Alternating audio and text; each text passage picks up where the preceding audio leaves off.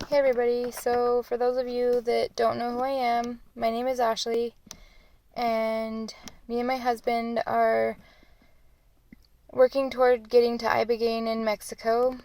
For those of you that don't know what ibogaine is, it's the strongest hallucinogenic, that's a hard word, in the world. I think I might be wrong, but it's a very strong hallucinogenic. And I'm not going to get into details on what it is and everything. If you want to find out what exactly it is, just Google ibogaine. And yeah, so what it does is takes away your craving for drugs, especially opiates, and it takes it away for a month or two, I think. And yeah, it takes away the cravings and it takes away the withdrawals, which, if any of you are on a opiate or an opioid, you would know that the withdrawals are what's keeping you on them, right?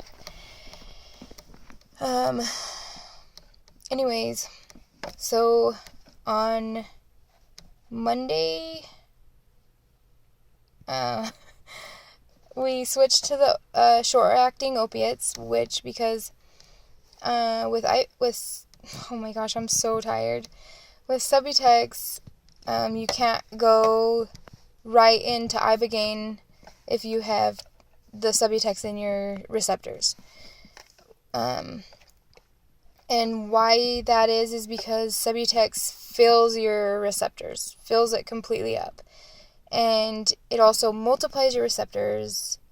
Anyways, so ibogaine goes in the same receptors that opiates go into. So if your receptors are full from the subutex, the ibogaine can't go in there. It can't do what it's supposed to do.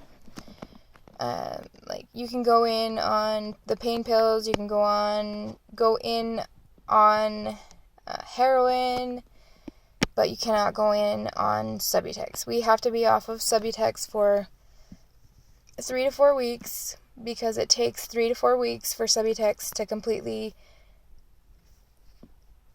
eliminate out of your receptors.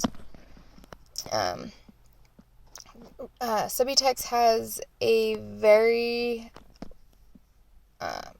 long half-life. Oh my goodness, I'm so sorry. And so, yeah, that's okay. Anyways, so we switched over on Monday to the short-acting opiates, and we were doing pretty good the first day or two. I don't think we even made it to the second day. And it got kind of hard because we had saved one subutex for somebody because we owed him one because we had traded for the short-acting opiates. And I guess I shouldn't have probably said that, huh? Oh my goodness. So anyways, man, I can't even think. Where am I? Okay, so we had one subutex left to share between the two of us. And yesterday was my last day, and so think of one pill between two of us for a week. So we took just tiny little amount a day, and I think I even skipped a day or two in between. I think just a day. And we were also taking the short-acting opiates on top of it. Well, I think Mason's last day was 2 days ago. Mine was yesterday. So today we were trying to get ready for the real estate agent to come in and take pictures of our house. And no, not our house, just the outside of our house. And just going through the very little pause that we were going through, it still made it pretty hard. Mason was throwing up and just having a really emotional, hard day. And so I had to come outside and clean the house up and oh my gosh. I had to come outside and clean the yard up. And I didn't have any help from nobody. my mom did watch JJ. That was a lot of help for me because he's really hard when it comes to trying to do stuff like that. And Mallory and Kylie, they went and hung out with with our neighbor all day. And then Mason's little brother, he went and hung out with his girlfriend. And then Mallory and Kylie ended up going and hanging out with them. And I was pretty upset because they could see that I was crying and just having a really hard time. They could see that Mason was having a hard time, crying, really sick. And they still decided to leave. That was pretty rude, I think. But I don't blame them. Like, we did this to ourselves, and I think that they feel that we need to get out of it ourselves. So, I was seriously, like, running my butt off all day just to try and get everything done so that she could take the pictures of the yard. And, of course, like, I didn't finish because I'm one person.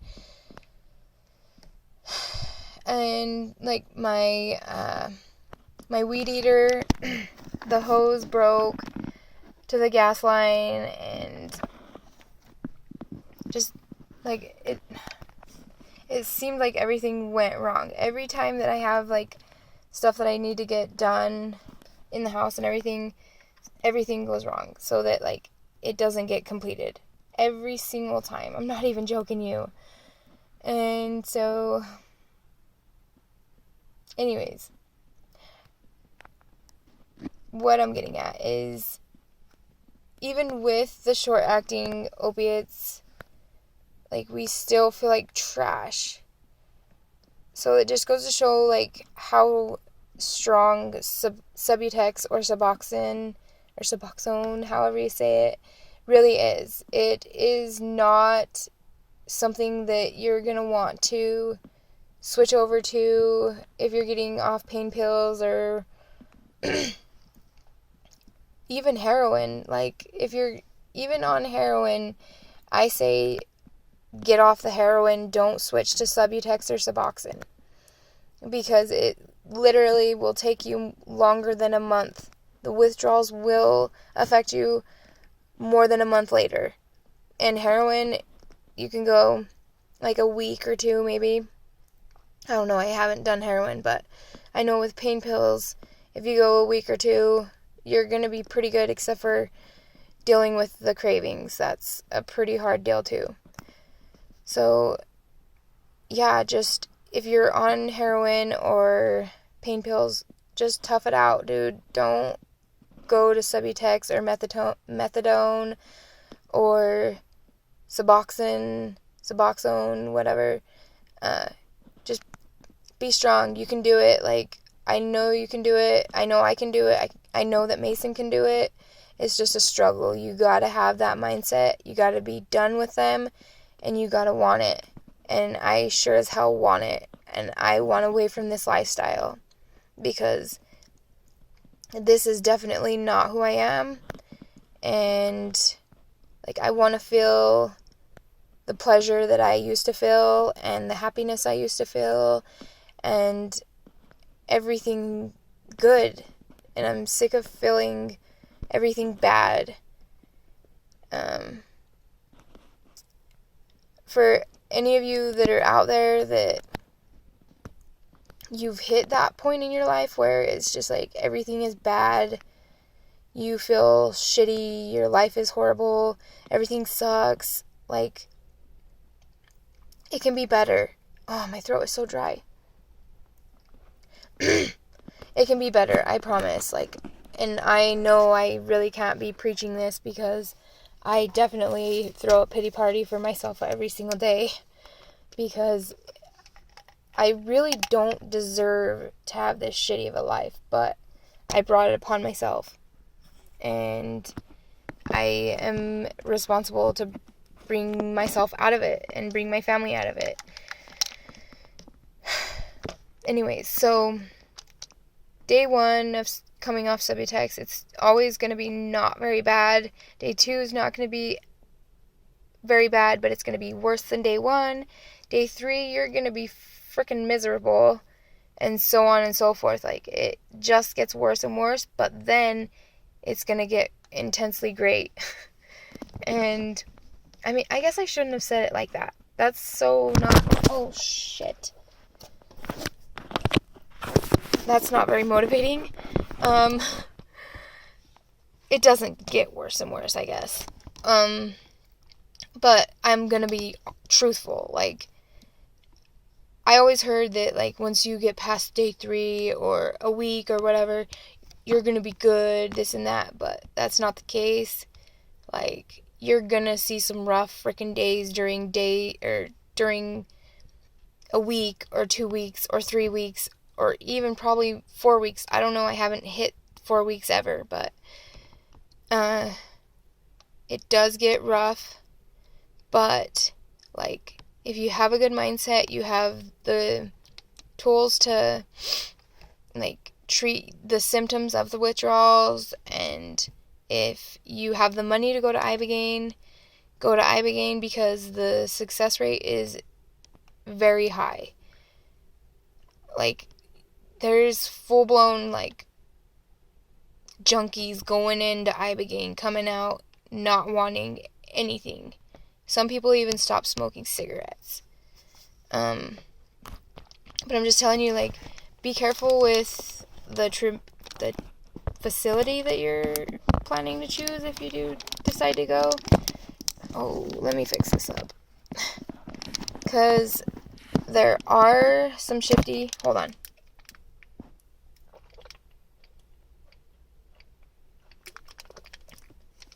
Sorry about that, folks. There are some shifty places. Like, I heard about one facility where the dude is, like, scamming people, saying that he does ibogaine and da-da-da. But really, he gets your money before you go down there, and then you go down there and there's no facility or something. I don't know, something to that effect. He takes your money, to make it short. And yeah. So what we did was we went online, we found a facility, we read the reviews, and then we read the reviews on their page, and then we went to YouTube and looked up some, whatever they're called, kind of like a review, but where they talk. Anyways, so I'm just hoping that we can get through the 3 or 4 weeks before we get to go, I should say, because this is something that is going to be the best thing in our lives ever, because I've never, ever been this low in my life, ever, and I've seen some low points.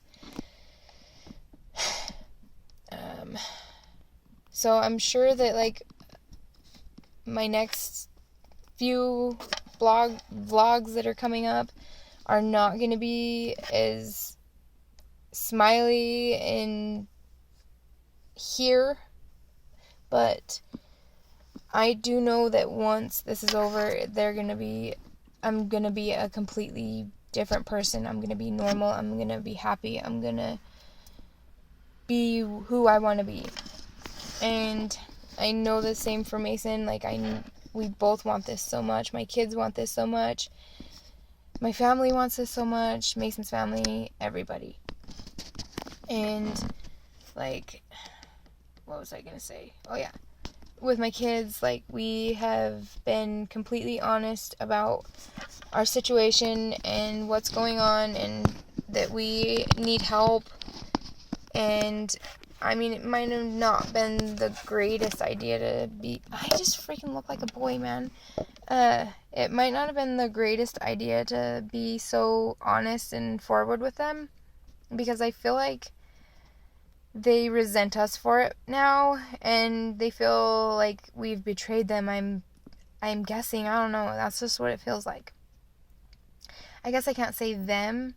I just know that my 9-year-old seems like she has some resentment. And it's not fair, because this can happen to anybody.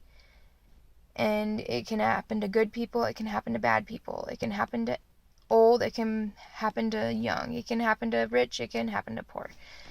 And it happened to us. So I just wish that my kids could understand that, and they could see how hard that we try. And like, I literally kill myself every day just so that I can get all this stuff done, and so that I can move on, we can sell the house, we can have a good life. Like, I wish they could see that, and I just feel like they don't see that. And hopefully one day they will.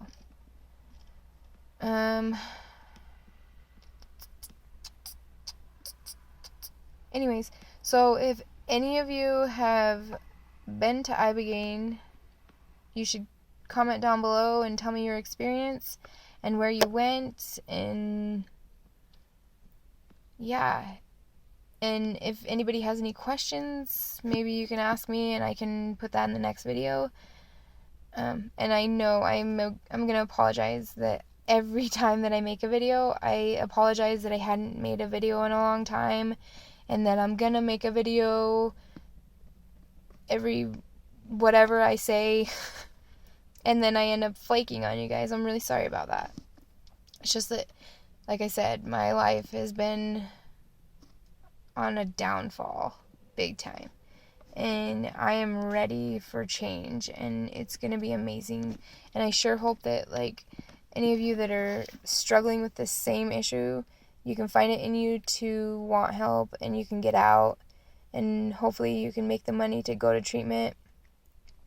In our case, we got pretty dang lucky because Mason got fired from his job, which we seen it as a bad thing. We thought that, it was going to be a disaster, but really it worked out for the best because we got money from his job, from his 401k, and it was more than enough, and so we get to go. Anyways, I'm going to bed now because I am dying. Anyway, bye guys.